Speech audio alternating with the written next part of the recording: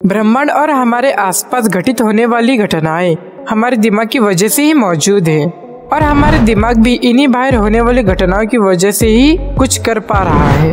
अगर दोनों में से कोई भी एक चीज नष्ट होती है तो अपने आप ही दोनों चीजें नष्ट हो जाएंगे, क्योंकि दिमाग के बिना किसी भी चीज का अस्तित्व नहीं होगा।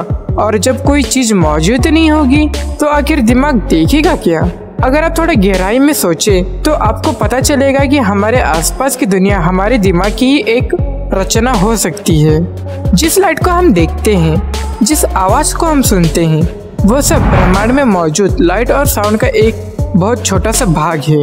आखिर रियलिटी क्या है, या फिर रियलिटी ही रियल नहीं है, या ये सब सिर्फ एक छलावा है और हमारे मन का एक धोखा है? आज की इस वीडियो में मैं आपको कुछ ऐसे ही दुनिया के गहराइयों में ले जाने वाला हूँ, जहाँ पर जाने के बाद शायद आपका इस दुनिया को देखने का नजरिया पूरी तरह से बदल जाए।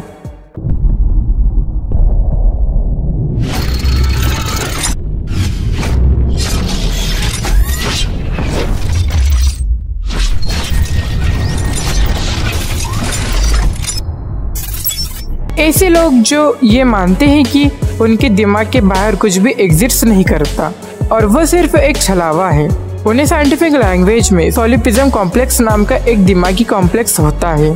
ऐसे लोगों को लगता है कि जो भी इस ब्रह्मांड में हो रहा है वह सब उनके बिना कुछ भी एग्जिस्ट नहीं करेगा, जो अगर एक अलग नजरिए से देखा जाए तो सही भी है, क्योंकि जब हमारा ब्रेन ही नहीं रहेगा तो आखिर इस ब्रह्मांड को देखेगा और सुनेगा कौन, और फिर इस ब्रह्मांड की अहमियत ही क्या रह जाएगी?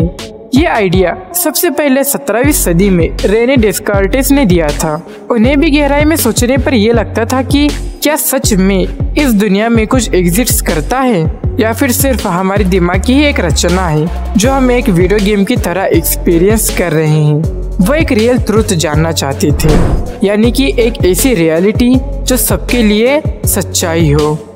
इसके लिए उन्होंने एक रास्ते को अपनाया जिसे कहा जाता है कार्टेशियन डाउट। इस तरीके के मुताबिक आप जो भी चीजें आम दुनिया में देखते हैं उन सभी चीजों पर क्वेश्चन लगाना शुरू करिए और तब तक क्वेश्चन पूछते रहिए जब तक अंत का एक आंसर ना मिल जाए।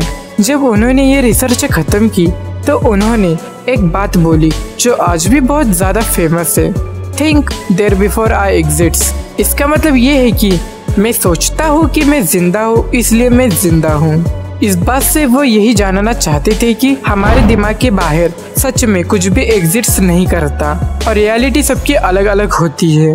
हमारे लिए आसमान नीला है, लेकिन अगर कोई इंसान कलर ब्लाइंड होगा और उसे नीला रंग नहीं दिखाई देता होगा तो उसे आकाश नीला नहीं दिखेगा, मतलब उसके लिए रियलिटी कुछ और ही है। ऐसा माना जाता है कि सोलिपिज्म फिलॉसफी के सबसे डीप और कंफ्यूज करने वाले टॉपिक में से एक है। ये एक ऐसी चीज है जिस पर रिसर्च भी नहीं की जा सकती, और जब आप इसके बारे में डीप में सोचना शुरू करेंगे तो आपका भी दिमाग चकरा जाएगा। मान लीजिए इस ब्रह्मांड में हम इंसानों के अलावा और कोई भी नहीं है और हम लोग भी किसी बड़ी आपदा की वजह से मर जाते हैं। अब आप सोचिए कि आखिर ये ब्रह्मांड फिर बना किस लिए है, क्योंकि इसमें हमारे जैसे जीव तो है ही नहीं जो इसे ऑब्जर्व करेंगे। फिर इस ब्रह्मांड का मतलब ही क्या रह गया? अगर हम तारों पर रिसर्च ही नहीं करेंगे तो आखिर तारे किस काम के? अगर हम मंगल ग्रह पर जाने की कोशिश ही नहीं करेंगे तो आखिर मंगल ग्रह ही किस काम का? ऐसे ही कई सारे सवाल अपनी रियलिटी पर लगाकर सोलिपिज्म के आइडिया को महसूस किया जाता है। ये आप अपने ऊपर भी अप्लाई कर सकते हैं। आप जो अभी वीडियो देख रहे हैं, क्या ये सच में आप अपने मन से कर रहे हैं? क्या सच में वो आप ही हैं जो इस वीडियो को देख रहे हैं? आखिर आप है क्या?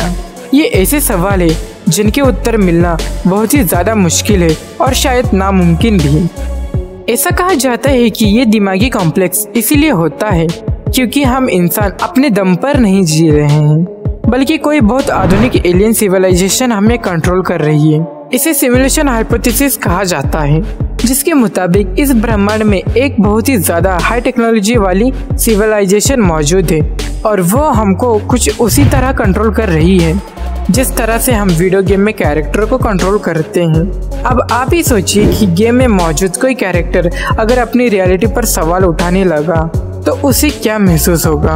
उसे कभी भी ये समझ में नहीं आएगा कि वो तो पूरी तरह से कंट्रोल किया जा रहा है और वो जो सोच रहा है वो भी पूरी तरह से किसी के कंट्रोल में है, और वो लोग हैं हम।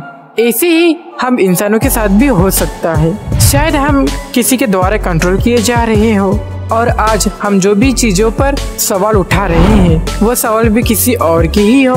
इस बात का कोई पुख्ता प्रमाण तो नहीं है, लेकिन यही एकमात्र थियरी बचती है जो हम अप्लाई करके अपने आप को छोटी सी संतुष्टि दे सकते हैं।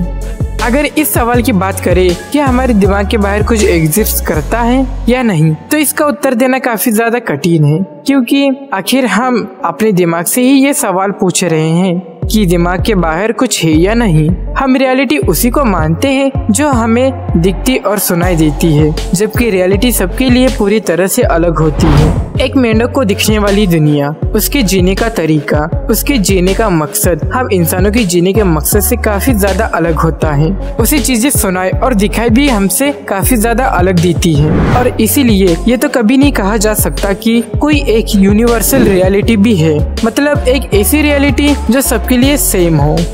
खैर, इस वीडियो में बस इतना ही। तो इस वीडियो को लाइक एंड शेयर करके मेरे चैनल को सब्सक्राइब जरूर कर दीजिएगा, और इस बेल आइकन को भी प्रेस करना मत भूलना। तो आपसे मिलते हैं फिर एक न्यू वीडियो में, तब तक के लिए धन्यवाद।